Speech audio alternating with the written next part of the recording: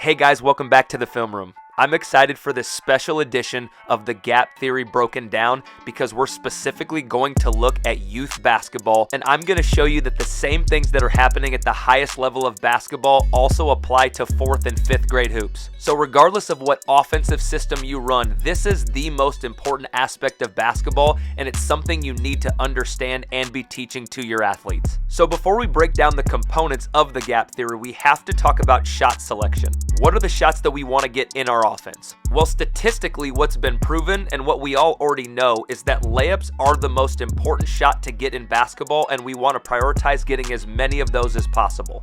The next thing that we want to do is get to the free throw line, and the third best shot in basketball is a catch and shoot three-pointer because of how much it's worth. So the Gap Theory puts language and structure to what teams do naturally to get these shots. So the Gap Theory is made up of 3 components: making 2 people guard 1, winning closeouts, and creating mismatches. And all 3 of these concepts work together throughout possessions to create what we typically refer to as poetry in motion. The best offenses are the ones who seamlessly flow through these concepts where you barely even notice them, but none of it works unless they have good spacing, because spacing creates gaps.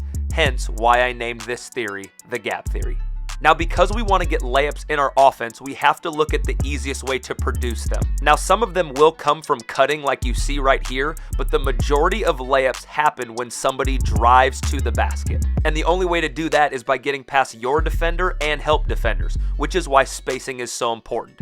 So the first spacing concept we're going to look at is this 5-out spacing. This is where you have all 5 players around the perimeter, typically 2 in the corner, 2 on the wing, and 1 at the top of the key, and everybody is outside the paint. What's nice about this spacing is you typically don't have defenders in the paint, but you also don't have a lot of space in between defenders for you to be able to drive to the basket if you wanted to. And that's why in 5-out spacing offenses, you typically see a lot of passing and cutting like you see right here, because if everybody just stood still, there would be nowhere to drive the basketball. Now, the other most common spacing in basketball is what's referred to as a 4-out 1-in or a 41 spacing.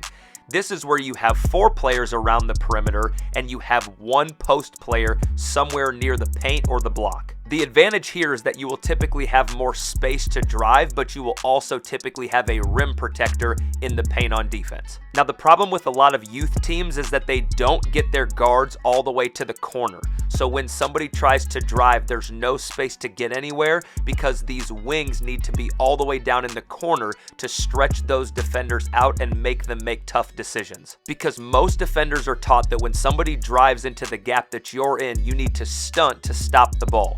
So in a 5-out setting like we see right here, as the player goes to drive this gap, there's really no space for him to go anywhere because of that 5-out spacing. So if we want to get layups, and the way that you do that is by driving, then we need to create big enough gaps to be able to drive through. And this means we need to understand the defense's philosophy about gaps, because there are some coaches that believe in denial defense where off-ball defenders are going to stay very close to their matchup trying to deny any passes. So it makes it hard to pass the ball, but it creates very big gaps for the ball handler to be able to drive through. The other defensive philosophy is the exact opposite, where coaches want for their players to be in those gaps because it makes it harder for the ball handler to drive to the basket. This is commonly referred to as pack line defense. The problem with this strategy is that by being in those gaps and closing down driving angles, you are now further away from your matchup, which means you're going to have a longer closeout, which is what we're going to talk about later. So as we dig into these 3 concepts of the Gap Theory, I want you to continue to remember that spacing creates gaps and gaps create offense. By these 2 offensive players running to the corner and the wing, they have created these big gaps that allow dribble penetration.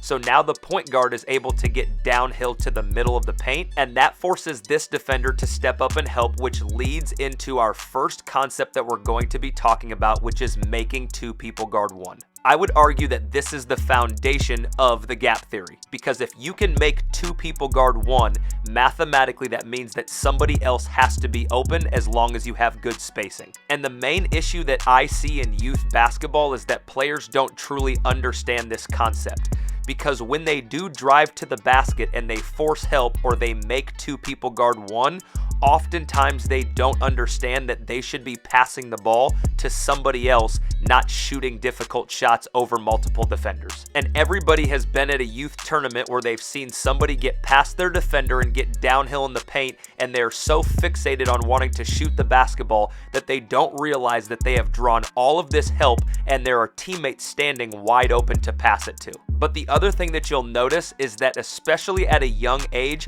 oftentimes the spacing on the court is so bad that somebody will drive past their matchup and they force all of this help, but because their teammates are all standing up above the free throw line next to each other, the spacing is so bad that there is nobody to pass the basketball to. And when these bad habits are formed and not corrected early on, this ends up affecting players as they get older. So now you have middle schoolers and high schoolers who can drive past their matchup, but then they're playing off of 1 foot out of control. There's nobody around to pass the basketball to, and it turns into these really out of control turnovers that could be prevented if we understood spacing and knew that when we draw two to the ball, we need to get off it. Another big issue with spacing is when players end up just being in the way. So if this ball handler has the ability to drive past his matchup this far away from the bucket, that's a great advantage. But what you'll see quite often is post players will stand right by the free throw line so that there's nowhere to drive even if they get past their matchup. So what happens when you have some players in the way and some players out of the picture is when somebody does get an advantage and drives downhill,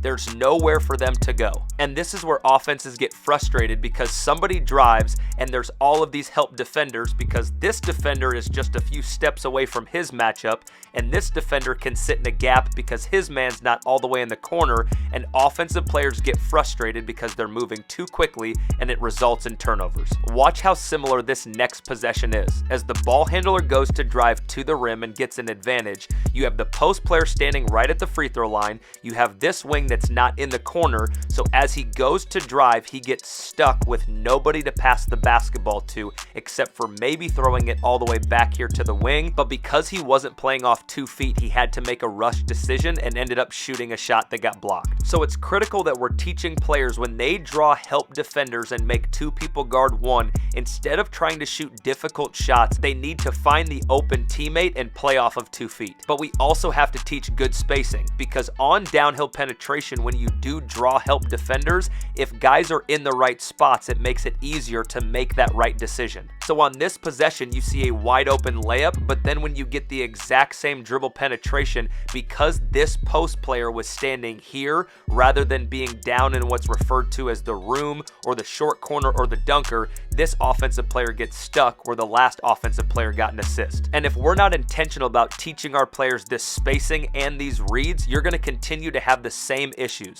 This is the same game, same 2 players, and same scenario where the ball handler got an advantage, but because the big was standing in the middle of the paint, they had the exact same bad result. But look what happens when players understand this concept. This player gets downhill and makes 2 people guard 1, and instead of shooting a tough one, he hits the open player who drives to the paint, forces somebody else to step up, and they end up getting a wide open layup just because they understand making 2 people guard 1. And here's a useful tip. If you're a non-shooter, you can still space in the corner because if somebody gets downhill and makes your defender step up to help, you can cut as they're going to help and you'll still get a layup rather than being forced to shoot a 3. So now that we understand the foundation of the gap theory, which is making 2 people guard 1, let's move on to the next concept, which is winning closeouts. We know that we want to get layups, and that requires us to get paint touches. But typically when we get downhill to the paint, somebody is going to step over and help, or 2 people are going to guard 1. When we kick the ball out to the perimeter, this is where we have an opportunity to win that closeout. And what I mean by winning a closeout is by either successfully shooting, driving, or passing the basketball. So here as the ball gets thrown into the paint, because this player is helping or digging, there's 2 people guarding 1. So now as the ball gets thrown out to the perimeter, when he closes out, he's out of control, and the offensive player makes a great decision by driving that closeout, and he ends up getting a layup. The reason why we want to win closeouts is because that's when the defense is most vulnerable. You can see right here in the corner that this player's momentum is going towards the ball handler, both of his feet are off the ground and it's next to impossible for him to stay in front of the ball without fouling. But you also get situations like this where, because teams are helping on dribble penetration, when the ball gets kicked out on the catch, that defender is now so far away that he's not even going to be able to contest the shot, and winning that closeout means shooting the ball. So what happens is every closeout now becomes an opportunity for you to gain an advantage, whether that's shooting the shot or driving a bad closeout. And I love this possession because it's an example of 10-year-olds just using the gap theory. It starts by driving and making two people guard one, which leads to this bad closeout. So the ball handler drives, makes two people guard one, and they end up getting a wide open shot just from using these two concepts of the gap theory. Here's another great example, and all it took was one hard bounce into a gap. The ball handler drives left-handed into this gap and makes two people guard one, so he kicks the ball to the corner, and that player wins his closeout by recognizing it was too aggressive, and he drives downhill. He now forces two people to guard one, and he makes the great decision to throw it to the corner, and now that man just has to win his closeout by recognizing that he rotated to him, so he swings it one more, and the last player wins the closeout by making the three. So now I want to go a little bit deeper into this concept to really help you understand how this works. This back screen creates confusion between the two defenders, which leads to a long closeout. The offensive player wins the closeout by getting downhill and forcing two people to guard one. At this point, the offense should have an advantage, but when the big stepped up, this defender rotated over and took away his matchup, but because of this bad spacing on the wing and not having somebody in the corner, you have one defender who can guard both and there's no advantage created. Like I said at the beginning of the video, without proper spacing, these concepts don't work. So when you do have somebody that wins a closeout by driving past somebody, if you have bad spacing on the backside, you can make two people guard one, but you're not going to have very good options, and oftentimes they're not even going to be in places where you can see them to pass the ball. Now look how smooth it is when it's done correctly. The ball gets kicked out, and because of this out of control closeout, the ball handler drives to the middle, he forces the big to step up, and because there's someone standing in the room in good spacing, you can dump it down and get an easy bucket. So a very common pattern that you can expect to see, and you have to make the right decisions, is something like this. The ball gets thrown to the wing or the corner, and you win that closeout by getting downhill. That's going to force somebody to step over, which means two people are guarding one. If they cover up the person in the room or there's nobody in the room, the natural progression is the ball is either going to get thrown to the opposite wing or corner, and that man is going to have to win the closeout from this defender. And even though it looks simple watching it on film, players still aren't prepared to make that pass when two people guard one. So here he rejects the ball screen and gets downhill and forces this defender to help, and the ball should go to the corner, and then he has to win this closeout, but instead of making the right play, he tries to force the shot and ends up getting a turnover. And the best part about the gap theory is it doesn't negate you running an offense. You can have actions or concepts that you run, but eventually inside of those actions, you're going to force somebody to close out with an opportunity to win it, and that's when the dominoes fall. So as he drives this closeout, he forces all of this help. He can kick it to the corner, which is going to force another long closeout that he wins by driving baseline. This makes two people guard one again. They have good spacing on the perimeter, and when the ball gets kicked out, he can win this closeout by either driving it, passing it, or shooting it, and he makes the right read and knocks this three down.